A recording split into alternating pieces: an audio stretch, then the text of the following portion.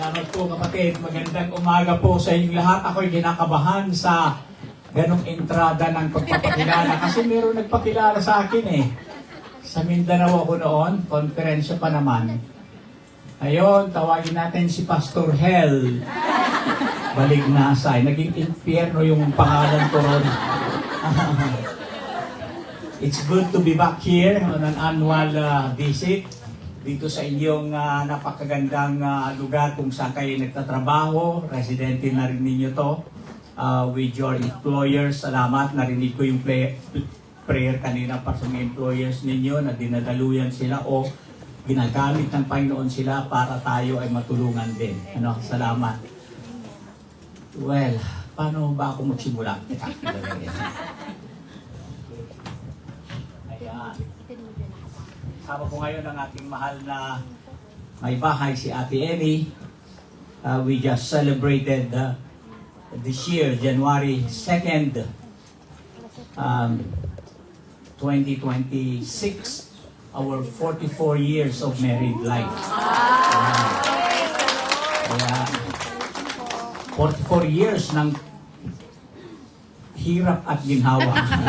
Siyempre sa kasal, may sinumpang kayo, sino rin yung mag-asawa. Diba? Oh, extremities of life, kailang magsama kayo niyan. Ayan, asan tayo? Ayan, okay, yun. Yun ang aking family. Ito na natin. Ayan. 2 years ago, we experienced a family tragedy kasi si Mitch, yung inyong nasa kaliwa, na husband ni Johanan, panganay na anak naming babae ay namatay at hindi siya nakasurvive ng heart operation. They have been working in the US in the past 15 years. Nakaiwan sila ng dalawang apo namin o dalawang anak nila, si Josiah at saka si Michaela.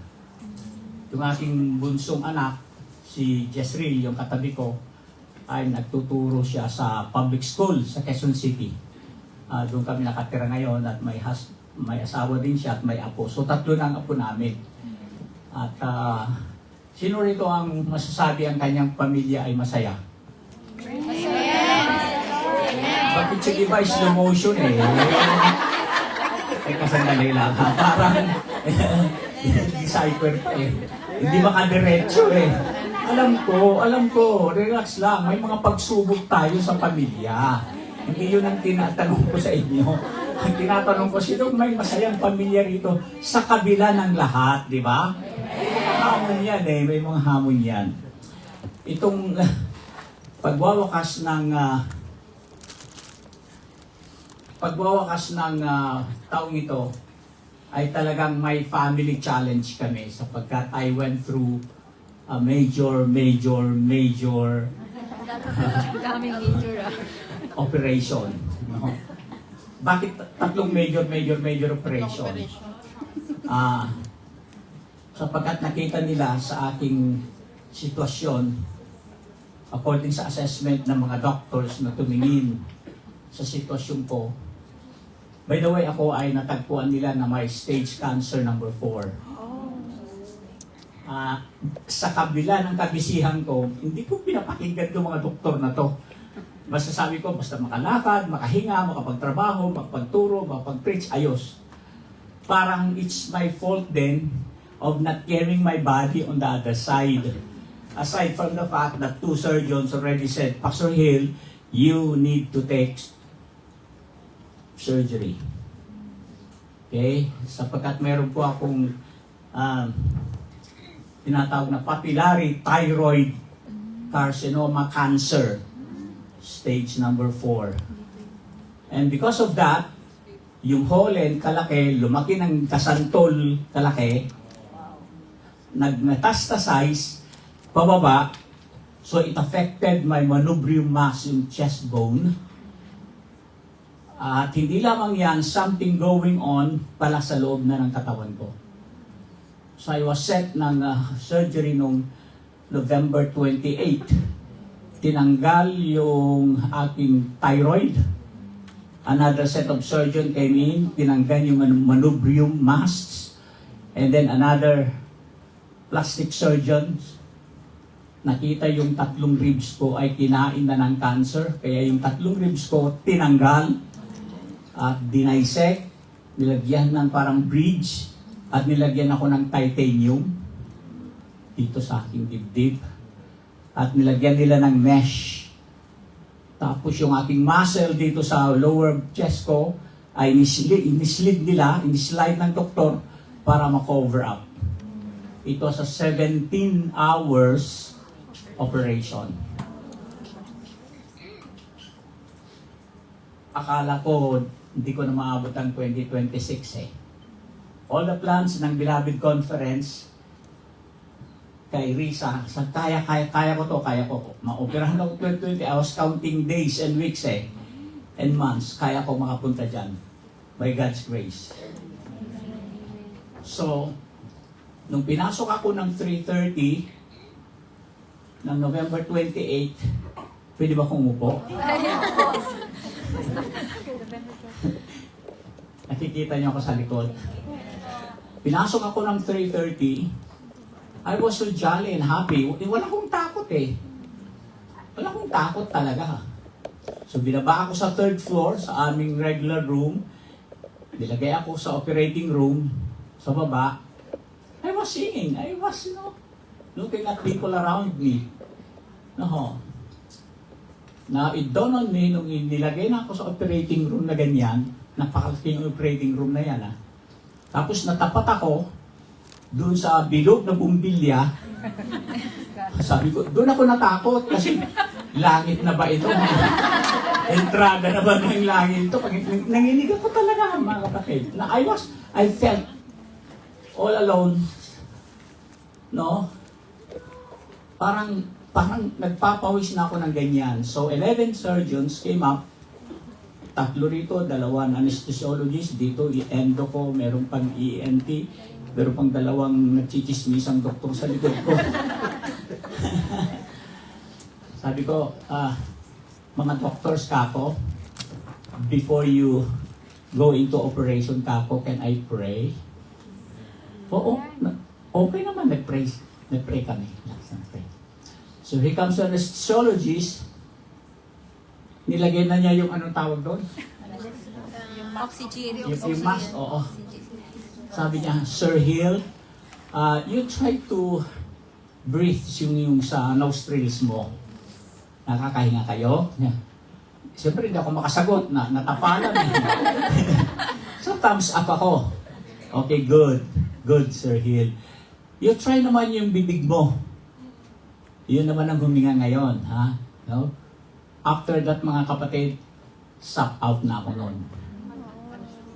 Wala na. For 17 hours.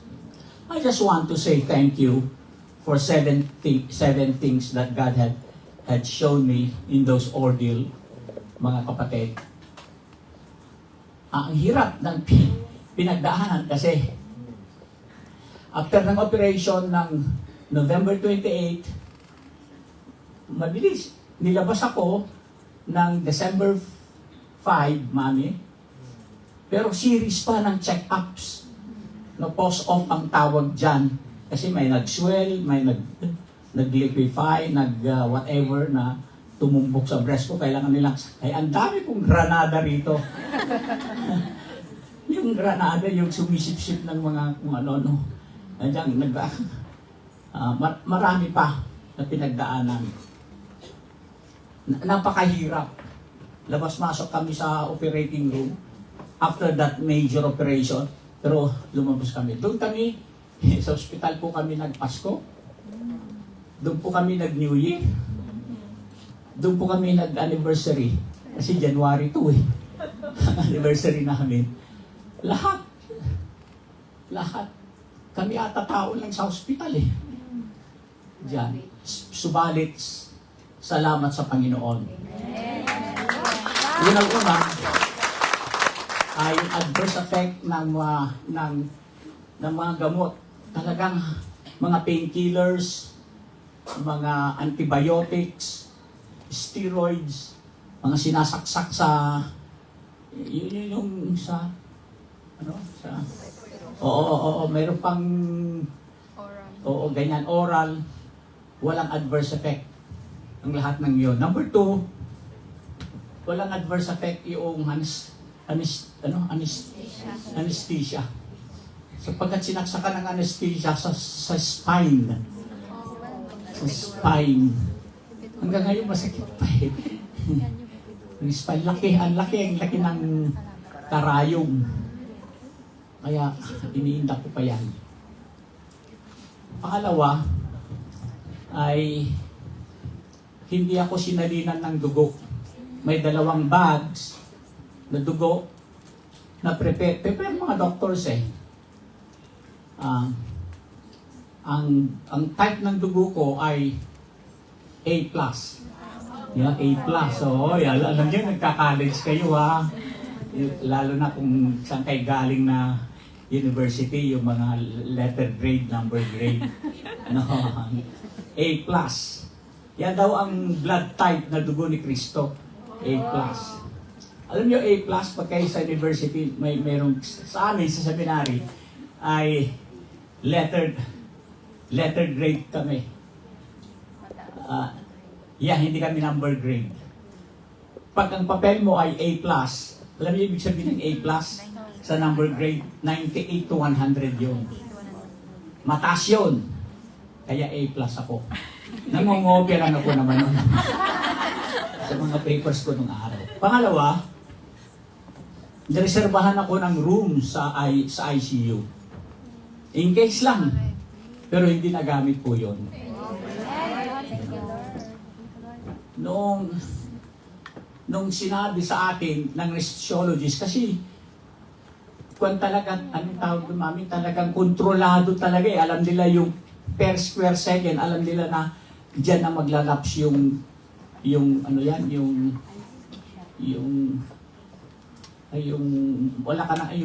may maramdaman ka na ganon. May nagbulong sa akin. Sabi niya, Sir Hill, tapos na ang operation. Nagising na akong ganon. So ang sunod na gusto ko magpasalamat, tinesting ko yung boses ko. Kasi concern ako eh, baka importante yung boses ko eh. So sumigaw ako ng malakas. Alam niyo kung ano yung 2 salitang sinigaw ko ng malakas sa operating room? Para i-testing ko lang yung boses ko. Ang 2 salitang tinest ko, sumigaw ako talaga on top of my voice, ay, Hello, Jesus! Yun. Akala ko sasagot si Jesus. At sabi niya, Welcome to the heavenly, eternal bliss of my kingdom. Pareho pala ako niya sa langit, ano. Pag nakita ko lang yung mukha ni Jesus, full smile.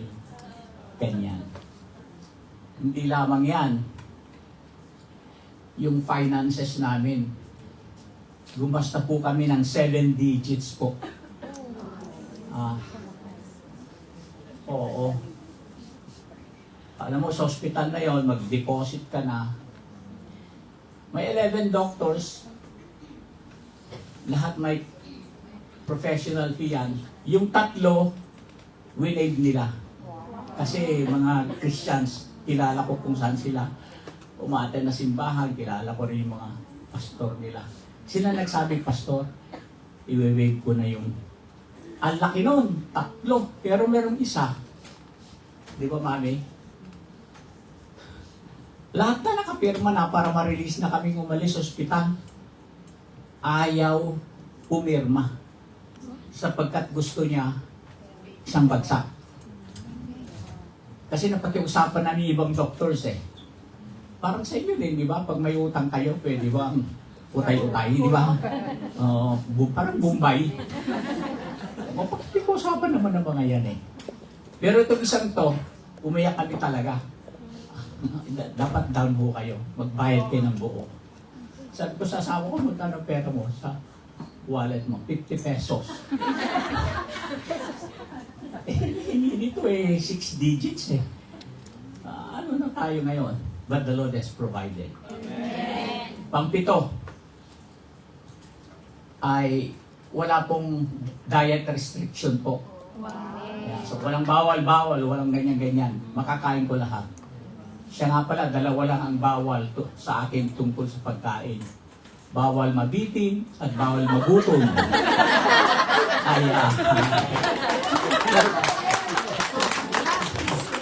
Ayan ang ating short journey.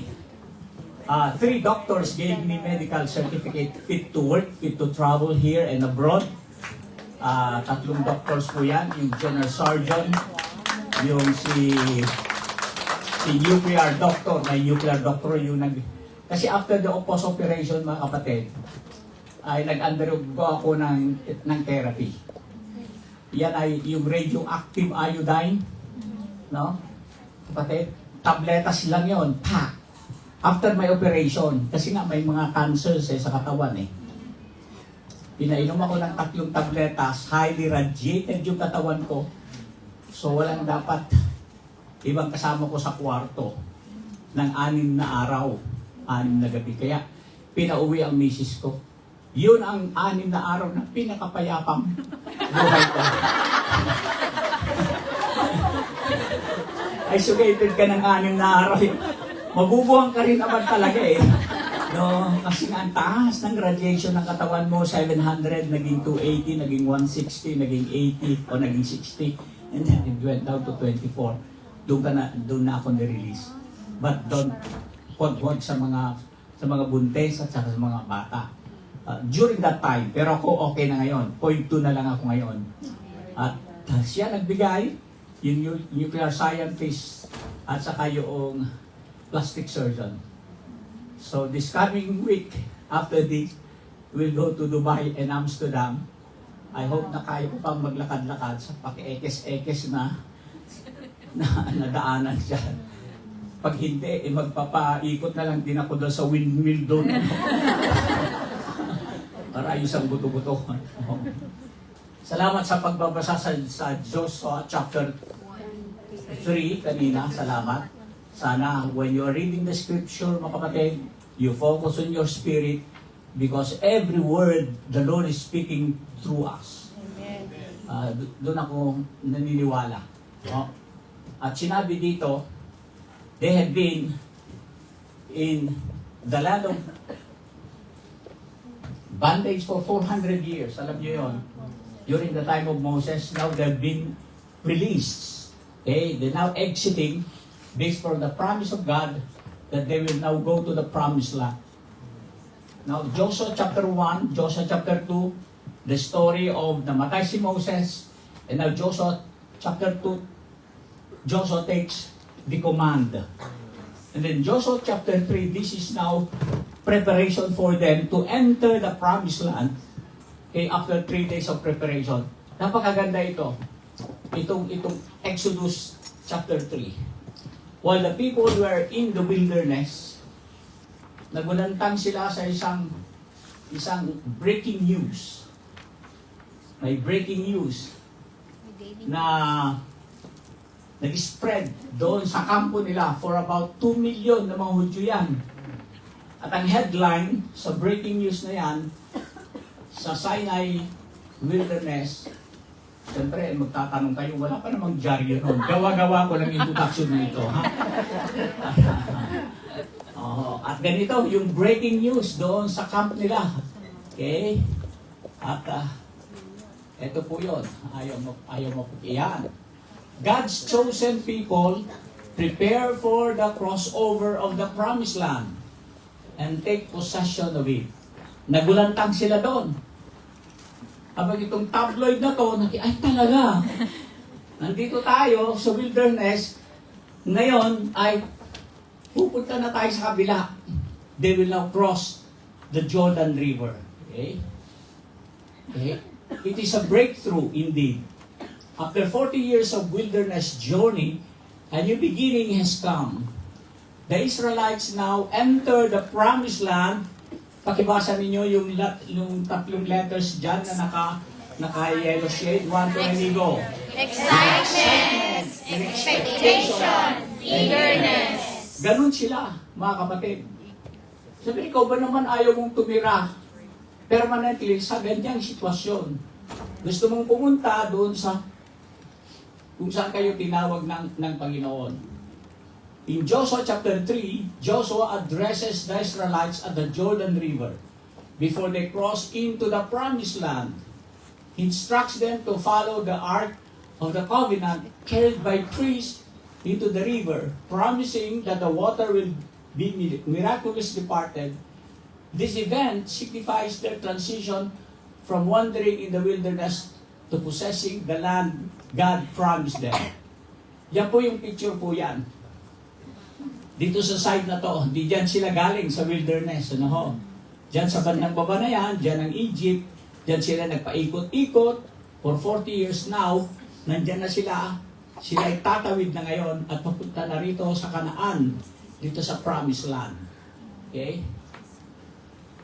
Noong nakaraang April, yung nakadat na yan, Mount Nebo, I was in Amman, Jordan, attending Walk to the Bible. Yearly kami kasi nag-gather kami for global gathering. This time in Amsterdam, ito ng March 2 to March 6. No, isang linggo lang naman yan, ganun matagal. Last year we were there, at kami po ay umakyat sa Mount Nebo. No? At medyo tingin ko sa mga kasamahan kong 11 regional directors. I'm one of the 11 regional directors.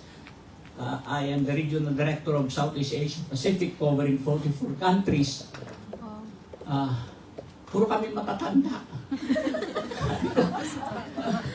Makakakyat pa ba tayo? Yung iba, yung isa, sa Chaban, pag ganun ang lakad. Si Oviedo sa Latin America, ganun din eh. Kaya nyo, kinaya ko rin. Talagang hindi ko na rin kaya, may bundok yan eh. Pero mahangin. Ang lamig at ang mahangin. Umakyat po kami dyan. Kaya, bago kami umakyat sa Mount Nebo, dyan na, ako ho yan, hindi ho estatwa yan. Doon sa baba ng Mount Nebo na yan, kumain muna kami sa may restaurant dyan eh. Paglabas namin, nakita ko yung mag-ama na Jordanian na mag-ama. Siyempre, alam nga namang magpaalam ka ng maayos na magpa-picture ka sa anak niya, baka buging ka o pigil natin. So nagpakilala ko, hi sir, good afternoon, I'm so and so, visitor from the Philippines. I'm a Bible teacher, ganyan. So kami na ganito eh. And I ask your son to have a picture. Oh, sure. Ganon yung Jordanian na yan. Kaya may anak ako ron. Kasi pagkatapos yun, ang tawag niya sa akin ay Papa. Hindi ko anak yun na akin. Magkamukha kami siguro dyan. Pero, oo, yan. At nung nandun ako sa Mount Nebo, kinunan ko ng picture yan eh. Yan. Di ba si Moses, nandun siya, umiyak din siya. Sabi niya, sabi ng God, tandaan mo Moses, hindi ka makakapasok sa lupang pangako. Dahil sa pag-disobey mo sa akin, na imbis na bigyan mo ng tubig ang mga tao sa pamagitan ng pagsasalita mo lang sa bato, ay hinampas mo ng 2 beses pa. Ang kapatid, ano sa palagay mo ay isang bagay na madidisqualify ka? Si Moses di nakapasok sa lupang pangako. Umiyak ako dyan.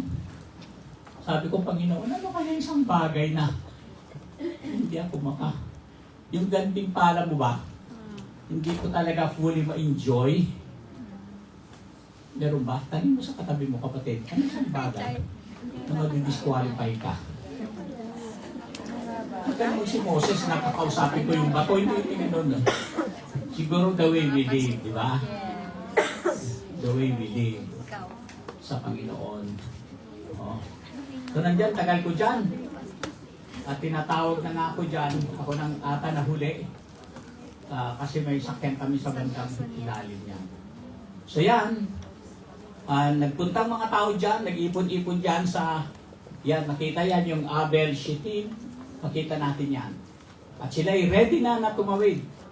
The Jordan River crossing marks a turning point symbolizing the end of their wilderness and wilderness wandering and the beginning of their conquest of Canaan.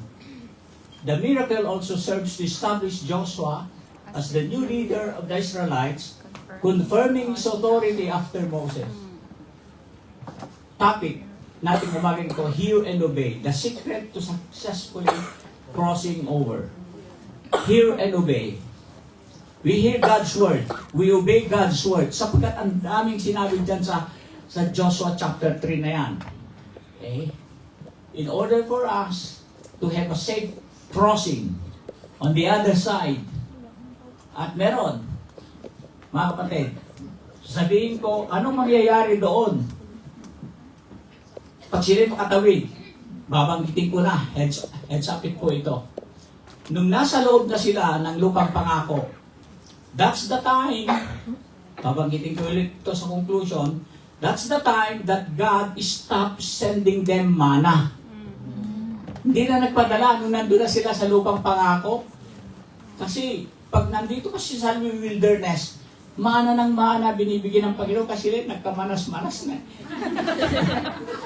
Wala na sa libog ng Panginoon. Noong nakapasok na sila sa lupang pangako, yun na, that's the end that God stopped sending manna. Because, may clue dyan, sapagkat when they entered the promised land, it was a barley harvest. Makakain na nila yung produce ng, sabi mo sa tabi mo, wow. Kaya sabi mo, kapatid, tumuloy-tuloy ka lang sa paglilingkod mo sa Panginoon.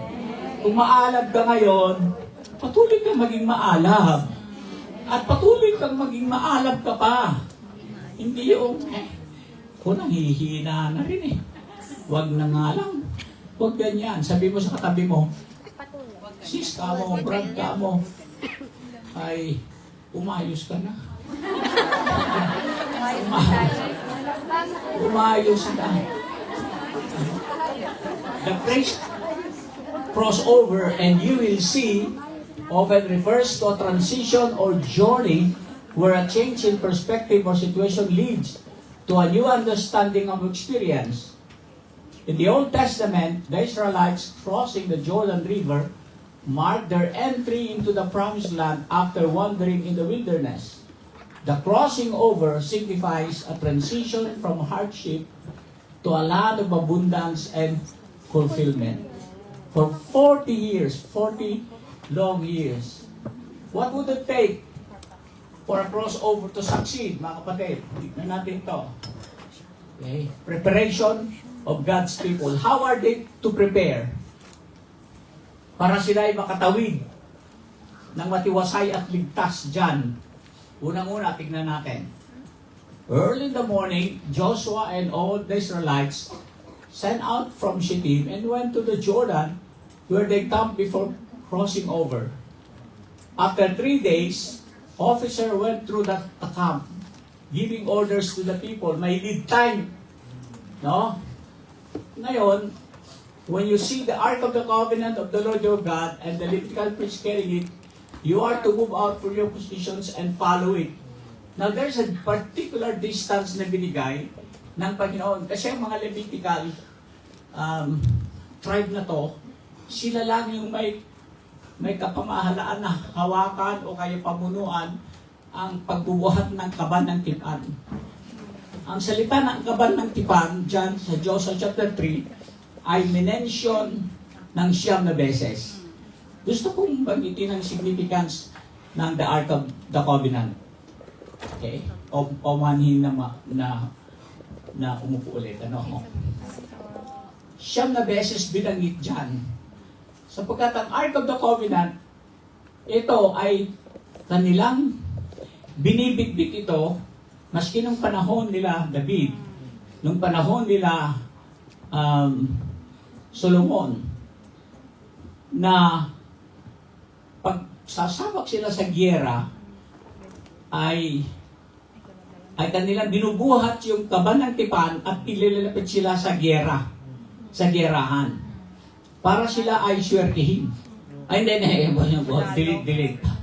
Sapagkat ang Ark of the Covenant speaks of the presence of God to them.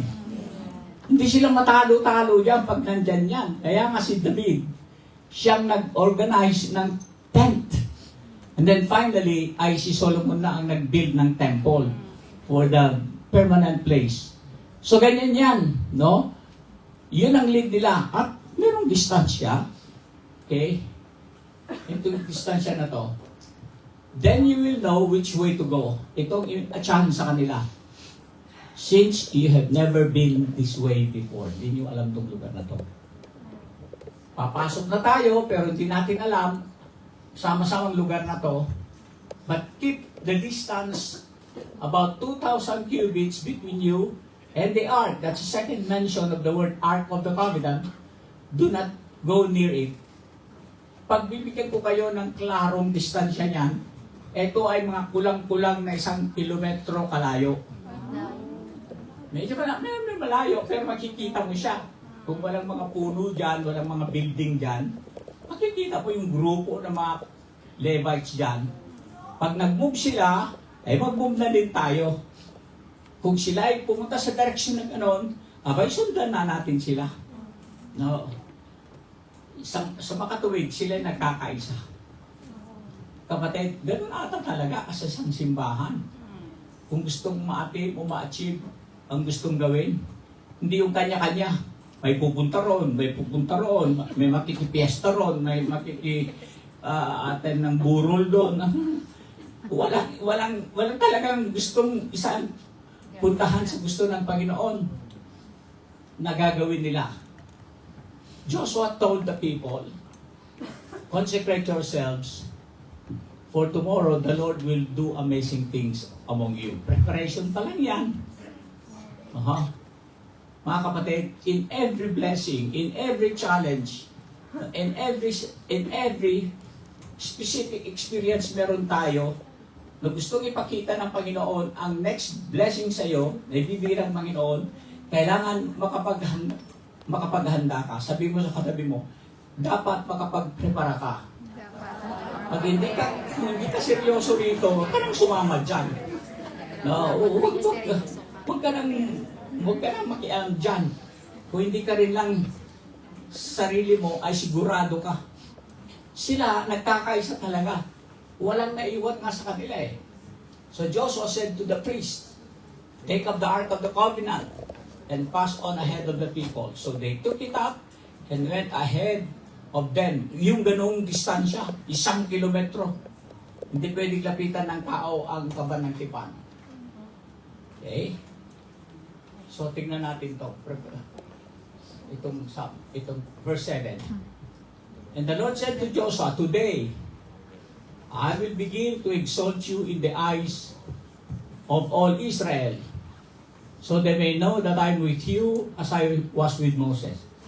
Tell the priests who carry the Ark of the Covenant. Again, that's the fourth mention ng Ark of the Covenant. When you reach the edge of Jordan's waters, go and stand in the river. Ano mangyayari rito? By the way, harvest time ito. I've been in this place thrice already, dito sa Jordan River na to. At kapag harvest time dyan, talagang umaangat ang tubig dyan. Nagbabaha talaga. Ganyan ang tendency po dyan. Sapagkat hindi na lang kailangan ng irrigation dyan. Sapagkat wala na eh. Kailangan. Okay? So ito yung mangyayaring next sa kanila.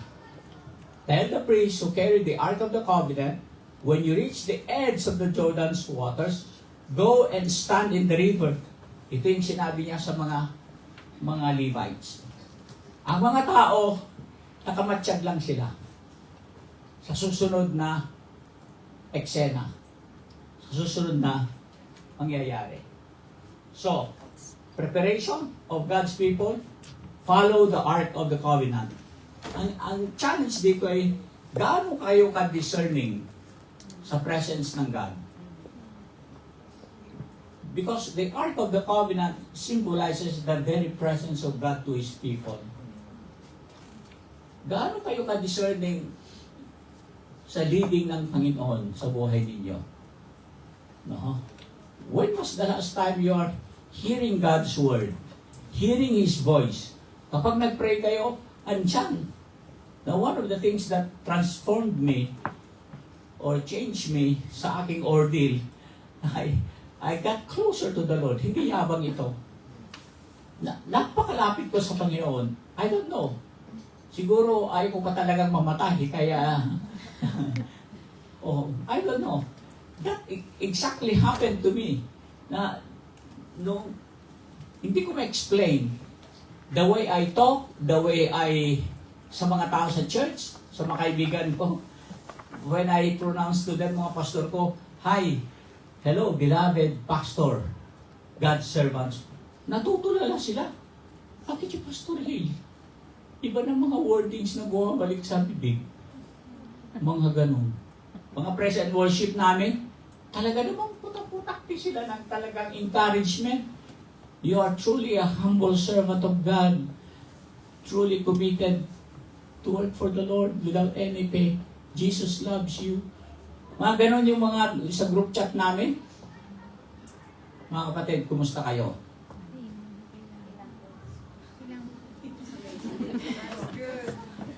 O parang wala, ang Diyos ay layo. No? Malapit ang Panginoon. Amen. We can hear Him speak to us. We must follow the Ark of the Covenant. Consecrate ourselves. We always remind ourselves, kailangan sa paghahanda natin sa hamon na ipapakita ng Panginoon sa atin na gagawin niya, kailangan may paghahanda tayo. Itong concentration na to, concentrate is, hindi lamang yung aayusin ng mga bagahe, luggages mo. Hindi. Pati yung buong sarili, lilinisin mo, pakakabanalin mo ito para sa Kanya. Hindi lang maligo ka 3 beses, hindi. Talagang concentrated ka talaga na itong sarili mong ito dahil papakita ng Diyos sa Kanyang kadakilaan sa inyo na dakilang, bilang isang dakilang piniling bayan ng Panginoon. Kayo lahat ay banal sa harapan ng Panginoon. Sabi mo nga sa katabi mo, banal. Banal. Banal.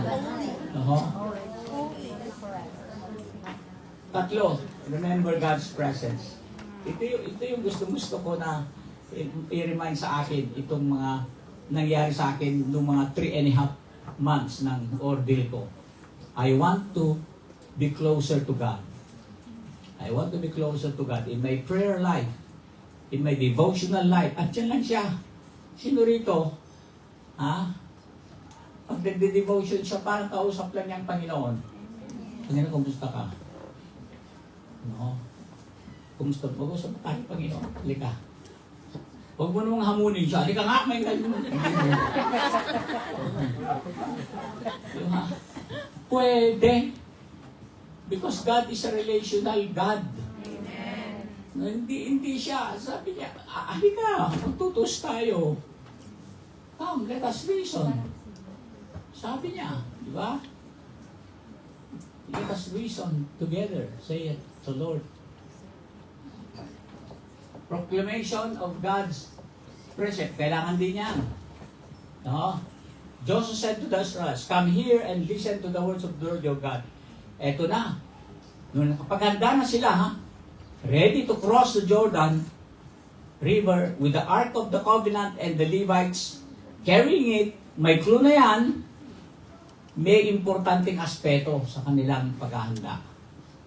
Joshua said to the Israelites, come here and listen to the words of the Lord your God. This is how you will know that the living God is among you and that He will certainly drive out before you the Canaanites, Hittites, Hivites, Perizzites, Gigazites, Amorites, Jebusites, dog bites, mosquito bites. Hindi na kasama mga yun. Hindi na kasama. Mga tribal people sa magdadatnan nila dyan. See, the ark of the covenant of the Lord of all the earth will go into the Jordan ahead of you. Now, then choose 12 men from the tribes of Israel, one from each tribe, representative of one from each tribe, And as soon as the priests who carried the ark of the Lord of all the earth, set foot in Jordan, its waters flowing downstream, will be cut off and stand up in him. Talaga naman, no? Sapagkat itong river na to, mga kapatid, ay nanggagalingan ng river ito ay up north, doon sa Sea of Galilee. Yung Sea of Galilee na yan, yung maraming isda dyan. At dyan ay dumadalo yung tubig dyan sa Jordan River, pababa, at doon sa dulo niyan, ay isang body of water na walang outlet. Yun yung Dead Sea. Kaya nga patay na dagat yan eh. Walang outlet. Para mga Kristiyano, no? Receive lang ng receive, walang outlet. Kaya ang buhay maalat.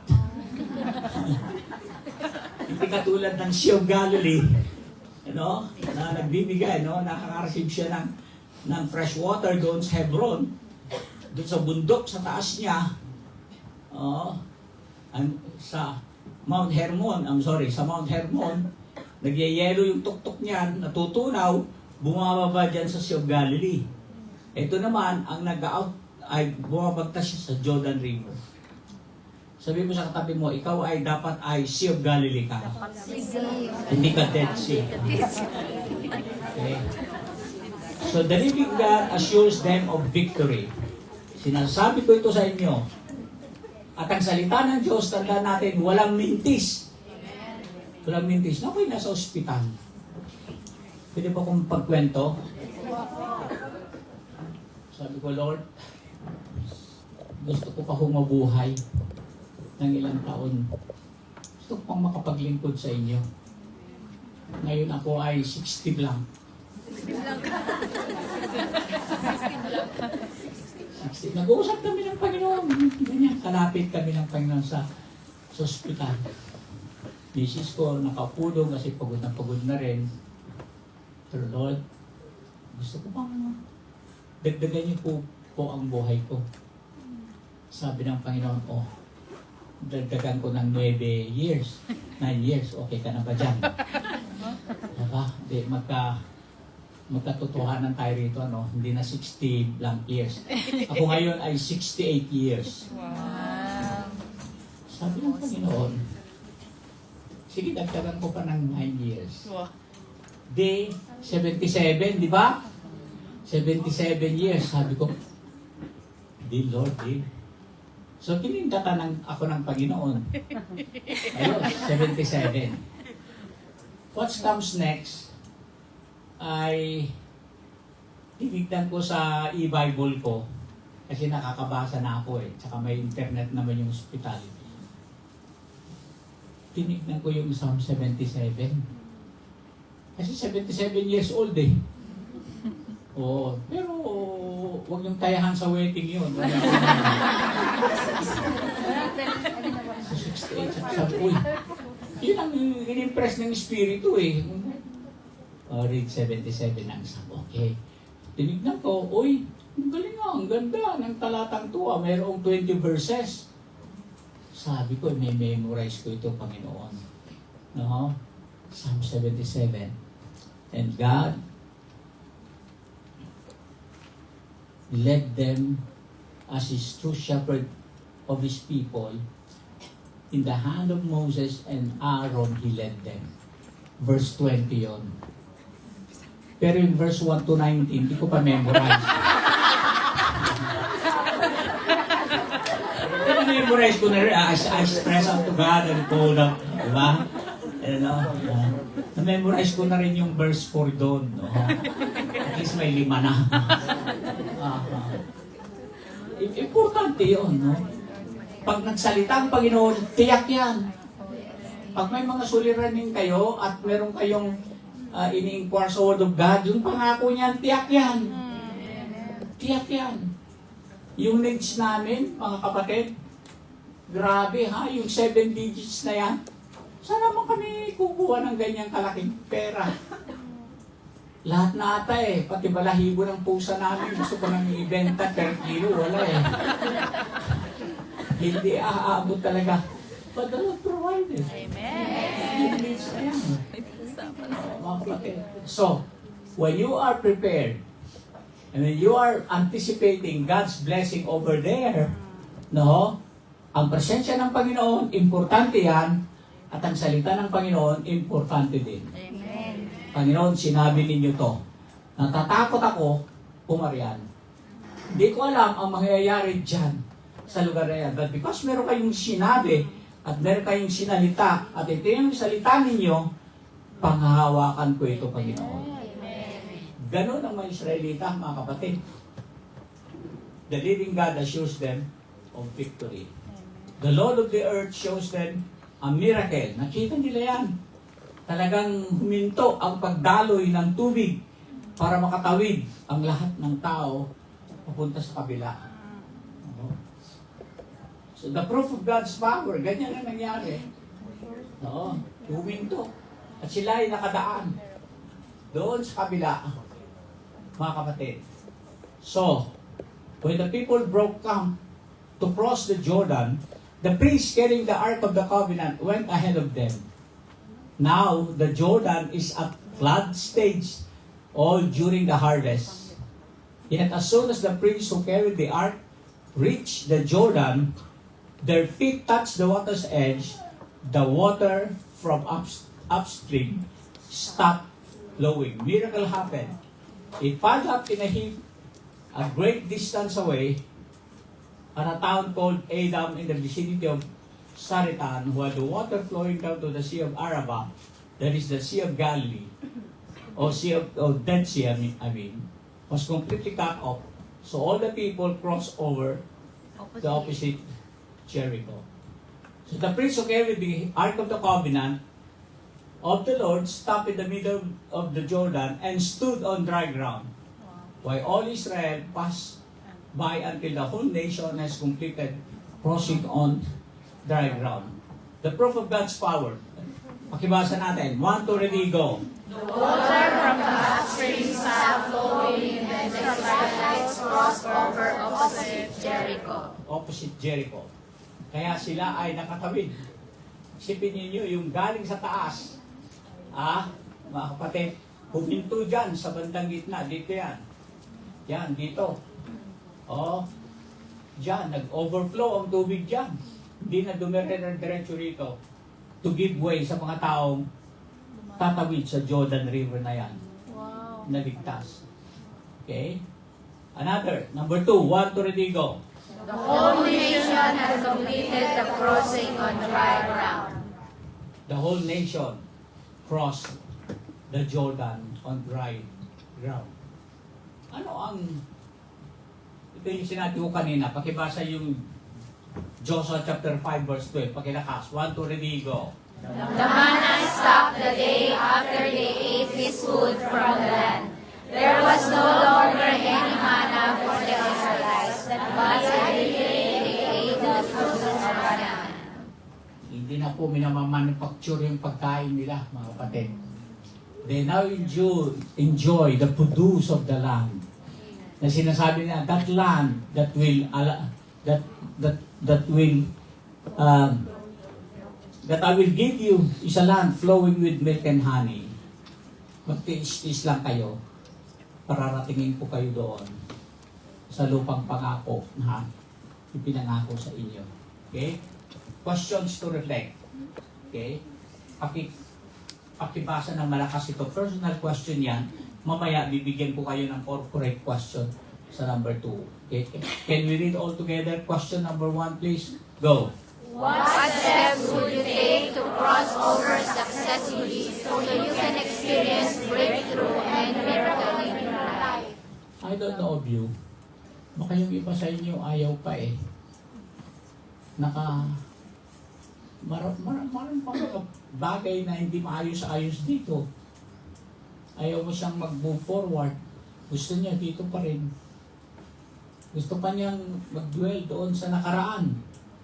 Sabi ni Dr. Howard Hendricks, don't live in the past, but learn from the past. Amen. Sabi mo nga sa katabi mo yon. Don't live in the past. Learn from the past. Let it go na yan. Okay?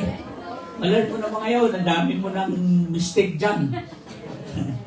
Sandamakmak mo ng mali-mali yan. Huwag ka na dyan, kapatid. No? Sumunod ka na sa Panginoon. Ramdamin mo na ang kanyang presensya sapagkat yan ang pinangako niya sa'yo. Number 2, 1, 2, ready. Sandali ha. Okay. 1, 2, ready, go. In what ways can you contribute your church towards the success in order to experience Dito naman sa simbahan niyo. Sa Shalom. Sa Tunchong. Ano naman ang gusto nyo may kontribusyon para mag-move forward naman kayo? Sabi mo nga sa katabi mo, naniniwala ka ba na may kukontribusyon ka? Sa pagsulong ng Shalom. Hindi lang yung mga pastor nyo dyan, kundi bawat isa sa atin. Meron ka, yung abilities mo, yung talents mo, yung stewardship mo sa Panginoon, yung mga support mo rito, pwede lahat yan. O, maghugas ka ng kaldero, okay lang yan. Walang problema yan. Paano ka makakatulong sa paglusong ng simbahan ninyo? Napansin ko talagang lumalago kayo. Yun sana ang gusto kong unang statement kanina eh. No? Na overcome lang ng aking introduction sa aking physical challenge eh. No? Lumalago kayo dito sa lugar ninyo. Ipapakita yan na tunay na may pagmamahal ang isa't isa sa inyo at pagmamahal sa akin. Magpatuloy kayo. At habang kayo ay nandyan na, no, naiwanan ninyo ang lahat, mga problema natin. Mga kapatid, ituloy-tuloy na natin. Sapagkat ma-enjoy na natin ang una, presence ng Panginoon at ang kanyang mga pangako sa pamagitan ng kanyang mga salita. Shall we come to the Lord in prayer? Panginoon, maraming salamat for your reminder this morning. That is a story that was a breakthrough, real story that happened. Na it gave us, Lord, tremendous learning, Lord. Tremendous insight. What had happened in the past. Until now, your chosen people of God, written in the words, written in your scripture, has been given to us to be reminded of what had happened exactly on Joshua chapter 3. That you have promised them indeed to keep them not only safe, to keep them not only provided, to keep them not only fulfilled in the land of promise that you have promised, but your presence and your holy word always guides them as they find success in the promised land. Lord, marami pong salamat in Jesus' name. Amen. Amen.